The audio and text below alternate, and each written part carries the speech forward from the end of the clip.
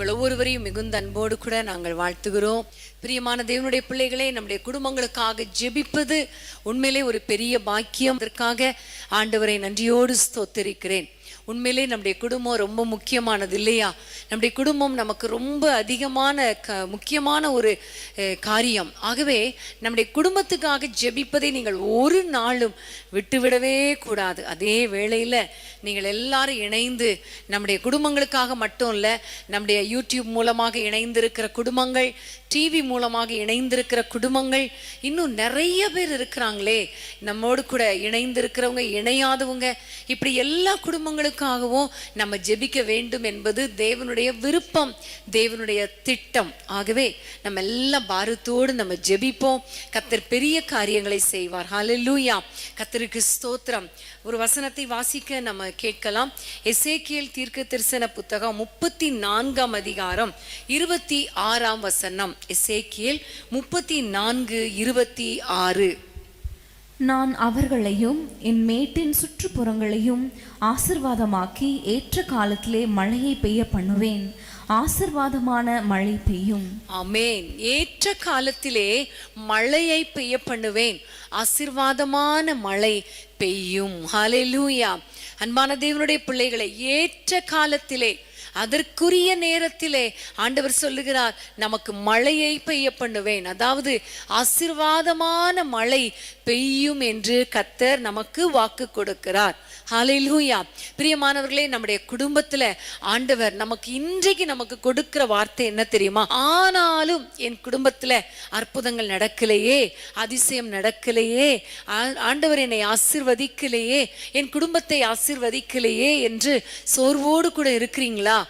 நீங்க கவலைப்படாதீங்க. ஏன்னா ஆண்டவர் சொல்லுகிற காரியம் ஏற்ற காலத்துல உங்கள் தேசத்திலே மழை பெய்யும்படி கர்த்தர் கிருபை செய்வார்.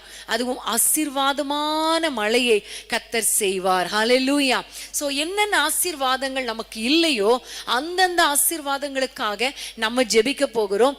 அந்தந்த ஆசீர்வாதங்களை ஏற்ற காலத்திலே, இன்னைக்கு நம்ம ஜெபிக்க போற காரியம் என்ன தெரியுமா? ஏற்ற காலத்திலே கர்த்தருடைய ஆசீர்வாதங்களை நாம் பெற்றுக்கொள்ள போகிறோம். இதுவரைக்கும் இல்லைனாலும் கர்த்தர் குறித்த நேரத்திலே, நமக்கென்று வைத்த ஏற்ற காலத்திலே அற்புதங்கள் நடக்கும். ஹல்லேலூயா. ஆபிரகாமை கர்த்தர் அழைத்தார், ஆபிரகாமுக்கு வாக்கு பண்ணினார். ஆனால் ஆபிரகாமுக்கு அந்த வாக்குத்தத்தத்தை, அந்த ஆசீர்வாதத்தை, அந்த குழந்தை கொடுக்கும்படி கர்த்தர் ஒரு ஏற்ற காலத்தை வைத்திருந்தார் இல்லையா? அதே மாதிரிதான் நம்முடைய குடும்பத்துக்கு என்று வைத்திருக்கிற ஏற்ற காலத்திலே எல்லா ஆசீர்வாதங்களையும் கர்த்தர் நமக்கு கொடுப்பார். ஆமென். இப்போ நம்ம ஆண்டவரிடத்துல போராடி ஜெபிக்க போகிறோம். நம்முடைய குடும்பத்துல என்னென்ன ஆசீர்வாதங்கள் இல்லையோ அவை எல்லாவற்றையும் நீங்க கொடுங்கப்பா என்று கேட்க போகிறோம். அதற்கு முன்பாக ஒரு வசனத்தை வாசித்துருவோமா? 1 தீமோத்தேயு 2ஆம் அதிகாரம் 4ஆம் வசனத்தையும் 6ஆம் வசனத்தையும் நம்ம வாசிக்க கேட்போம். 1 தீமோத்தேயு 2, 4, 6ஆம் வசனங்கள். எல்லா மனுஷரும் ரட்சிக்கப்படவும் சத்தியத்தை அறிகிற அறிவை அடையவும் அவர் சித்தமுள்ளவராய் இருக்கிறார்.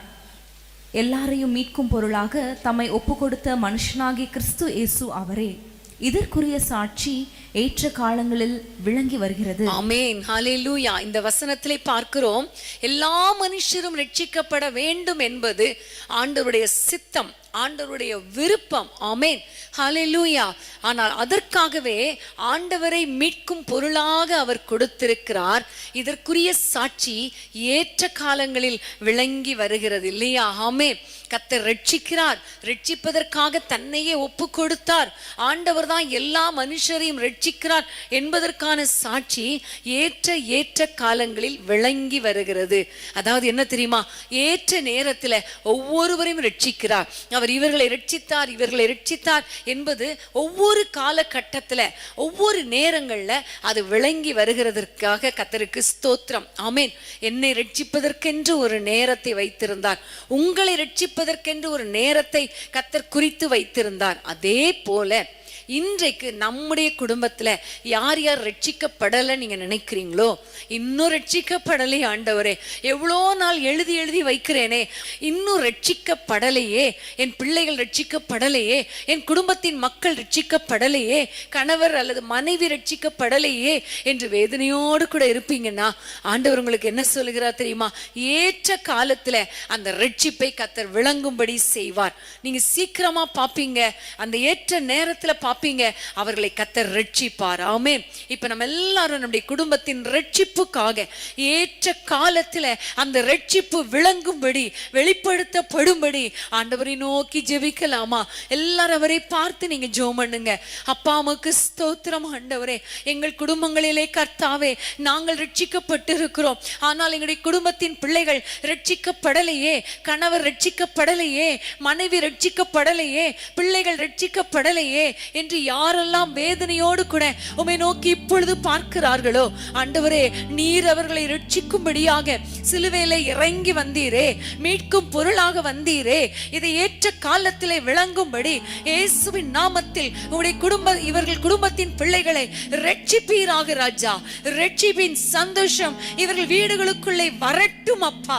தவறான பழக்க வழக்கங்கள், தவறான உறவுகள் இயேசுவின் நாமத்தில் முறிக்கப்படுவதாக.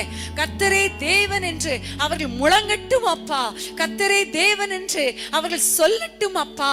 ரட்சிக்கப்படாத பிள்ளைங்க ஆண்டவரை ஜெபிக்கட்டும். ஆண்டவரை ரட்சிப்பை பெற்றுக்கொண்டு, அபிஷேகத்தை பெற்றுக்கொண்டு, உமக்காக வேதத்தை கையில் பிடித்துக்கொண்டு எழும்பட்டும் ஐயா. ஆண்டவரே, யார் யாரெல்லாம் தங்கள் பிள்ளைகளுக்காக, குடும்பத்துக்காக ஜெபிக்கிறார்களோ இந்த வாரத்தில் தானே ஆண்டவரே ரட்சிப்பை கட்டளையிடுவீராக ராஜா. ரட்சிப்பை கட்டளையிடுவீராக. சத்துருவின் பிடியில் இருக்கிற பிள்ளைகளை கர்த்தர் விடுவிப்பீராக. நீரே தெய்வம் என்பதை அவர்கள் அறிந்து கொள்ளும்படி அவர்கள் கண்கள் திறக்கப்படுவதாக, திறக்கப்படுவதாக. அவர்கள் ரட்சிக்கப்படவும் சத்தியத்தை அறிகிற அறிவை அடையவும் கர்த்தர் கிருபை பாராட்டுவீராக. எங்கள் ஜெபங்களை கேட்டு எல்லா குடும்பத்திலும் ரட்சிப்பை ஏற்ற காலத்திலே கட்டளையிட போகிறபடியால் கர்த்தரை நன்றியோடு ஸ்தோத்திரிக்கிறோம் அப்பா. இயேசுவின் நாமத்தில் பிதாவே, ஆமென், ஆமென். கர்த்தரின் கை குறுகவில்லை, கர்த்தரின் வாக்கு மாறிடாதே.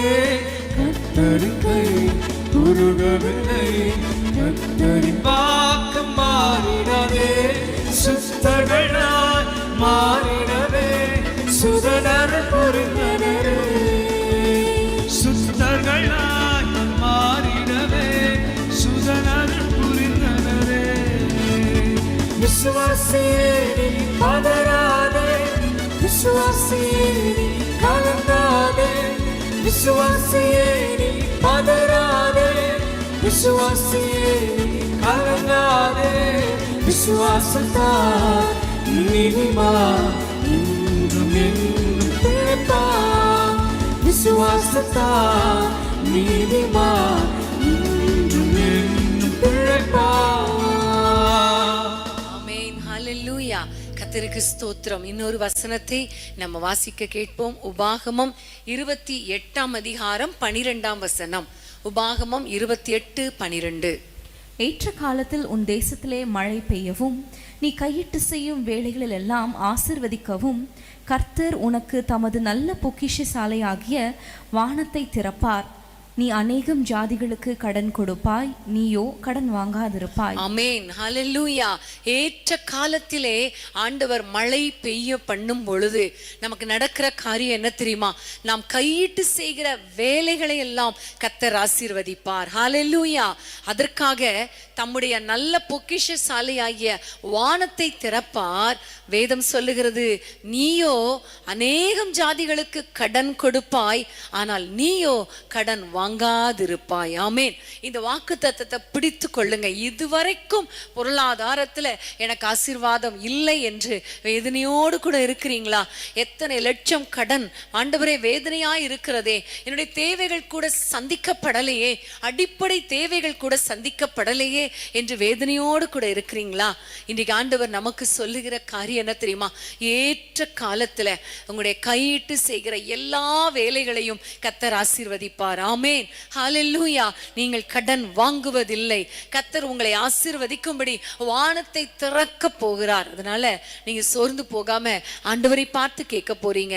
ஆண்டவரே, இந்த வாக்குத்தத்த வசனத்தின் படியே இப்பொழுது நாங்கள் ஜெபிக்கிறோம். எனக்கென்று வைத்த நேரத்துல கர்த்தர் எங்களை ஆசீர்வதிப்பீராக என்று சொல்லி எல்லாரும் கைகளை உயர்த்தி நம்ம ஆண்டவரை நோக்கி ஜெபிக்கலாமா?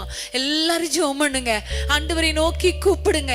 நிச்சயமாகவே ஏற்ற காலத்திலே உங்களுக்காக ஒரு மழையை பெய்ய பண்ணுவார். ஆமென். உங்களை ஆசீர்வதிப்பார், உங்களுடைய தேவைகளை சந்திப்பார், கடன் பிரச்சனைகளை மாற்றுவார், நீங்க மற்றவர்களுக்கு கடன் கொடுக்கும்படி செய்வார். ஜெபிக்கலாமா? அன்பின் ஆண்டவரே, உம்மை நன்றியோடு துதிக்கிறோம் அப்பா. ஏற்ற காலத்திலே அப்பா எங்களுக்காக ஆண்டவரே பொருளாதாரத்தின் வாசலை திறக்கிற தெய்வமே, உமக்கு நன்றி தகப்பனே.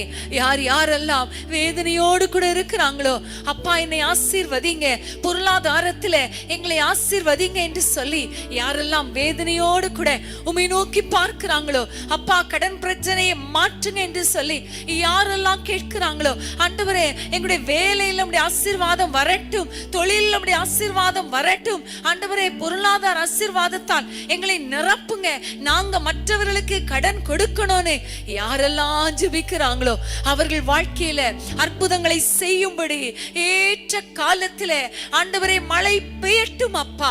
கைகளின் பிரயாசத்தை ஆசீர்வதிப்பீராக. கடன் வாங்காதபடி செய்யுங்க ஐயா, கடன் கொடுக்கும்படி செய்யுங்க ஐயா.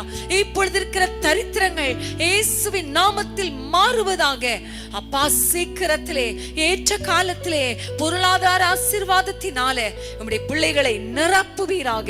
இயேசுவின் நாமத்தில் பிதாவே, ஆமேன், ஆமேன். இனி என்றும் கடன் வாங்க விட மாட்டார், கொடுத்ததை செழித்தோங்க செய்திடுவார். இனி என்றும் கடன் வாங்க விட மாட்டார், கொடுத்ததை செழித்தோங்க செய்திடுவார். உயர்வடைவே என் வாழ்க்கையிலே, உன்னதங்களில் என்னை உயர்த்திடுவார். உயர்வடைவே என் வாழ்க்கையிலே, உன்னதங்களில் என்னை உயர்த்திடுவார். இந்த தேவனா நிச்சயம் நான் ஆசீர்வாதம் பெற்றுக் கொள்ளுவேன். உந்தன் வசனம் கைக்கொள்ளுவேனா, உந்தன் வழிகளில் நான் நடந்திடுவேன். ஆமென், ஹalleluya. நம்முடைய ஆண்டவர் எவ்வளவு நல்லவர் இல்லையா? ஏற்ற காலத்துல கர்த்தர் நம்முடைய வாழ்க்கையில பொருளாதார ஆசீர்வாதங்களை கட்டளை இடுவார். விசுவாசிக்கிறீங்களா? ஆமேன் சொல்றீங்களா? ஆமேன், ஹalleluya. கர்த்தருக்கு ஸ்தோத்திரம். இன்னொரு வசனத்தை நம்ம வாசிக்க போகிறோம். ஏசாயா 60ஆம் அதிகாரம் 22ஆம் வசனம். ஏசாயா தீர்க்கதரிசன புத்தகம் 60:22. சின்னவன் 1000மும் சிறியவன் பலத்த ஜாதியும் ஆவான். கர்த்தராகிய நான் ஏற்ற காலத்தில் இதை தீவிரமாய் நடப்பிப்பேன். ஆமென். கர்த்தராகிய நான் ஏற்ற காலத்தில் இதை தீவிரமாய் நடப்பிப்பேன். ஆமென், ஹalleluya, ஹalleluya. பிரியமானவர்களே, என்ன காரியத்தை கர்த்தர் ஏற்ற காலத்தில் செய்வாராம்? ஆண்டவர் சிறியவனை பலத்த ஜாதியாக்குவார். ஆமென். சின்னவனை 1000மாய் பெருக பண்ணுவார். ஹalleluya. இந்த வசனத்தை வாசித்த பொழுது உண்மையிலே ஆண்டவர் நம்முடைய குடும்பத்தை பெருக பண்ணுவார்ங்கிற ஒரு வார்த்தையை தான், ஒரு எண்ணத்தை தான் ஆண்டவர் என்னுடைய உள்ளத்திலே கொடுத்தார். பிரியமானவர்களே, ஒருவேளை இதுவரைக்கும் என்னுடைய குடும்பத்தின் ஆசீர்வாதங்கள், சந்ததிக்குரிய ஆசீர்வாதங்கள் நான் இன்னும் அனுபவிக்கலையே, என் குடும்பத்தில் இன்னும் ஒரு பெரிய மாற்றம் இல்லையே என்று வேதனையோடு கூட இருப்பீர்களே. ஆனால் ஆண்டவர் உங்களை பார்த்து தான் சொல்லுகிறார், சின்னவன் 1000மும் சிறியவன் பலத்த ஜாதியும் ஆவான். ஆமென், ஹalleluya. ஆபிரகாமை பார்த்து, நீ எழுந்து புறப்பட்டு வா, நான் உன்னை பெரிய ஜாதியாக்குவேன், பலத்த ஜாதியாக்குவேன் என்று கர்த்தர் சொன்னார். ஏற்ற காலத்தில் ஆபிரகாமின் சந்ததியை கர்த்தர் பலத்த ஜாதியாக்கினார். ஆமென். அதே போலதான் உங்கள் வாழ்க்கையில கர்த்தர் உங்களுடைய குடும்பத்தை பெருக பண்ணுவார். ஆமென், ஹalleluya. திருமண தடைகளை கர்த்தர் மாற்றி போடுவார். அது மாத்திரமல்ல, மட்டுமல்ல, குழந்தை இல்லாத பிள்ளைகளுக்கு குழந்தை பாக்கியத்தை கொடுத்து பேர பிள்ளைகளை பார்க்கும்படி கர்த்தர் செய்வார். அது மாத்திரமல்ல, பிரிந்த குடும்பங்கள் இணைந்து திரும்பவும் ஒன்றாக வாழ்ந்து குடும்பமாய் வாழ கர்த்தர் கிருபை பாராட்ட போகிறார். ஒரு பெருக்கம் நம்முடைய குடும்ப வாழ்க்கையில உண்டாக போகிறது. ஒருவேளை நினைக்கலாம், இதுவரைக்கும் என் வாழ்க்கையில இந்த காரியத்துக்காக எவ்வளோ நாள் எழுதி எழுதி எழுதி வைத்து ஜெபிக்கிறேன், இன்னும் நடக்கலைன்னா இந்த வாரத்துல இந்த மாதத்துல கர்த்தர் செய்வார். ஏனென்றால் ஏற்ற காலத்துல ஆண்டவர் சொல்லுகிறார், தீவிரமாய் நடப்பிப்பேன். ஆமென்.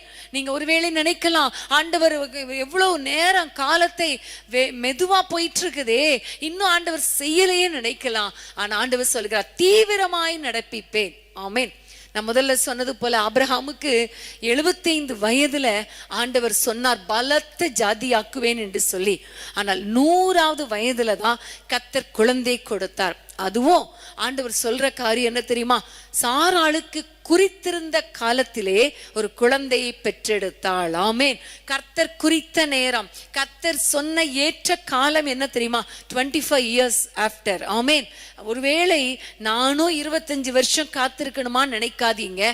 ஆண்டவர் தீவிரமாய் நடப்பிப்பேன்னு சொல்லி இருக்கிறார். சீக்கிரமா சடுதியில கர்த்தர் செய்து முடிப்பார். நம்ம எல்லாம் ஜெபிக்கலாமா?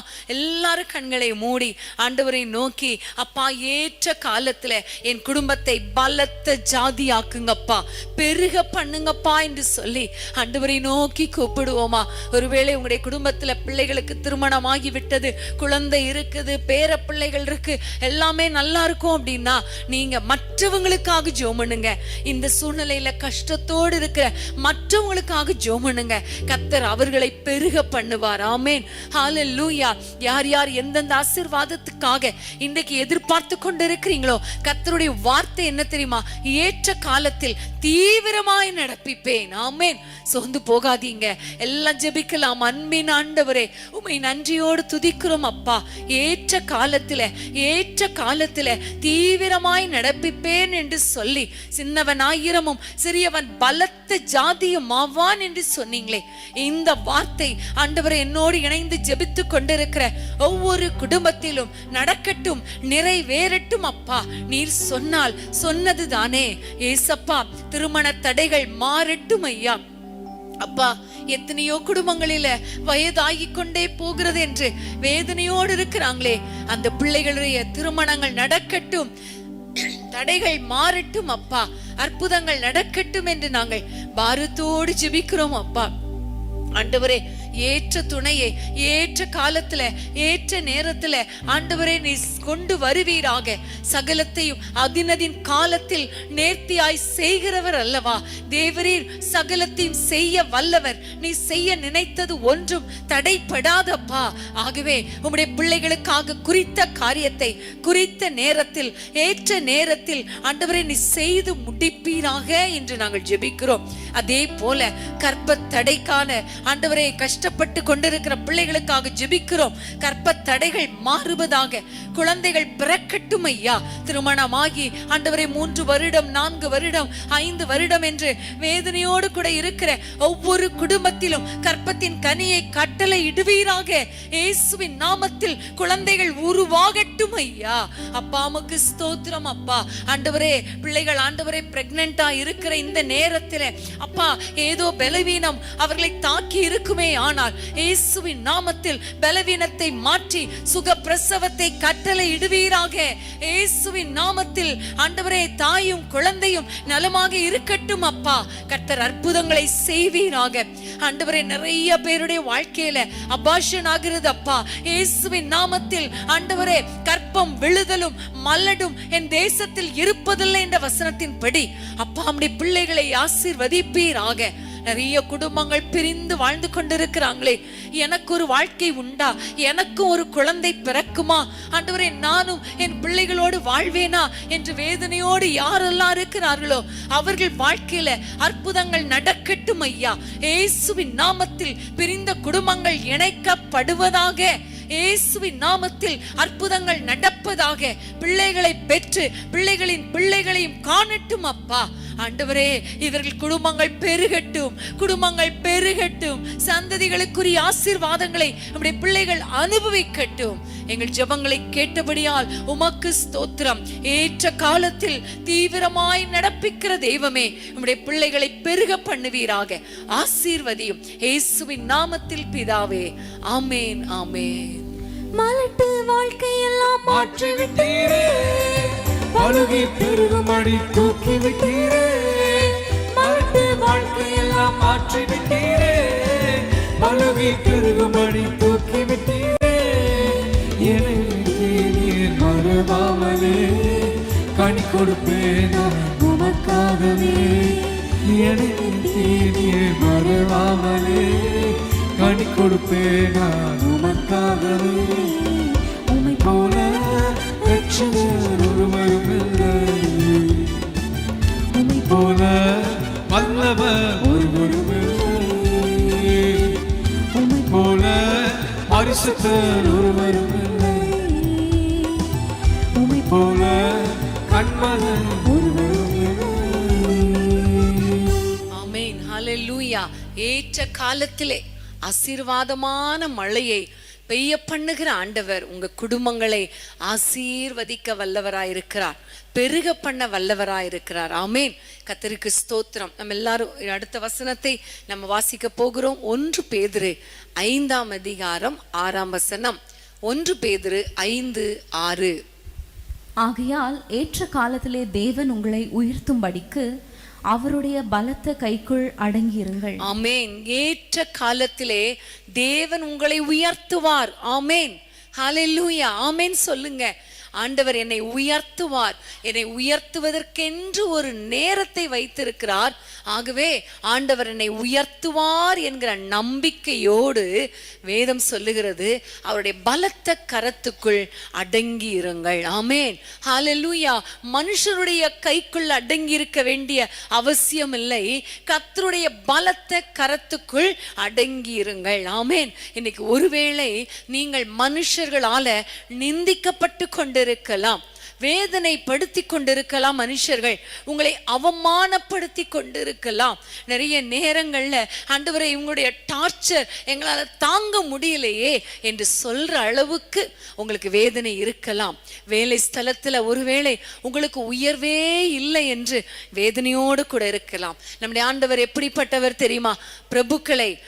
பிரபுக்களோடு உட்கார வைக்கிறவர். ஹல்லேலூயா. குப்பையில் இருக்கிற நம்மை, புழுதியில் இருக்கிற நம்மை கர்த்தர் உயர்த்தி ராஜாக்களோடும் பிரபுக்களோடும் உட்கார வைக்கிறவர் நம்முடைய ஆண்டவர். ஆமேன். ஆகவே நீங்க சோர்ந்து போக வேண்டிய அவசியமே கிடையாது. மனிதர்கள் பேசட்டும், மனிதர்கள் தூற்றட்டும், மனிதர்கள் நிந்திக்கட்டும், கவலைப்படாதீங்க. என்னை கர்த்தர் உயர்த்துவார். ஆமேன், என்னை கர்த்தர் உயர்த்துவார். ஆண்டவர் எனக்குன்னு ஒரு நேரத்தை வைத்திருக்கிறார். அது ஒரு ஏற்ற காலம், கரெக்டா அந்த டைம், அவருடைய நேரத்துல, இன் ஹிஸ் டைம் அவர் என்னை உயர்த்துவார். நம்பிக்கையோடு இருங்க. ஒருவேளை பலவீனம் ஒருவேளை உங்களுடைய சரீரத்துல இருக்கிறதுனால நீங்க கூனி குறுகி ரொம்ப வேதனையோடு கூட இருக்கலாம். சில சகோதரிகள் மெசேஜ் அனுப்பும் பொழுது ஸ்கின் ப்ராப்ளத்தினால திருமணம் தடையா இருக்கிறது, எனக்கு ரொம்ப கஷ்டமா இருக்கு என்றெல்லாம் நிறைய பேர் சொல்லும் பொழுது ரொம்ப கஷ்டம், வேதனை. ஆனா நீங்க வேதனைப்படாதீங்க.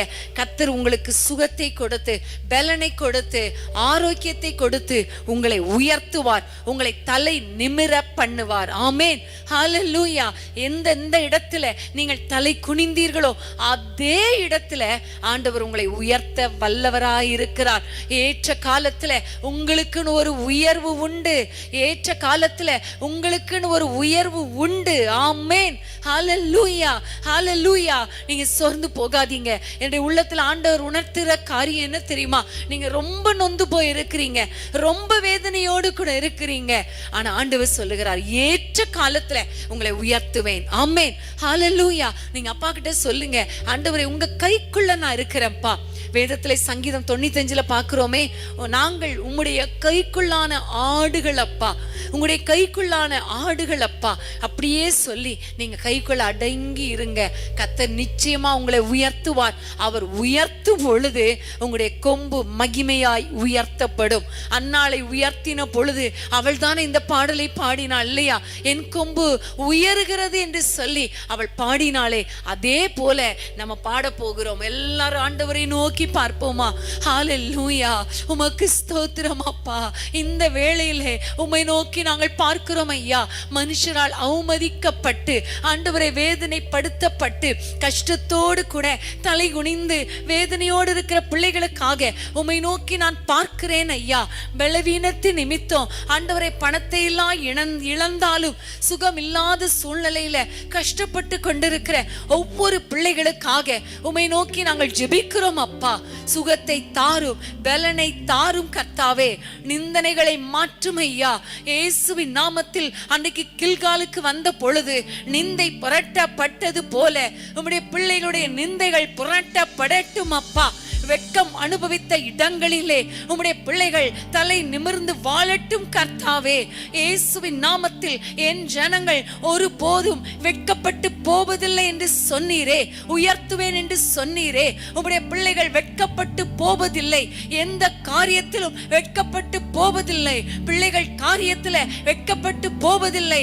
ஆண்டவரே, உம்முடைய பிள்ளைகள் ஆசீர்வதிக்கப்படுவார்களாக. ஊழியத்தில் வெட்கப்பட்டு போவதில்லை கர்த்தாவே.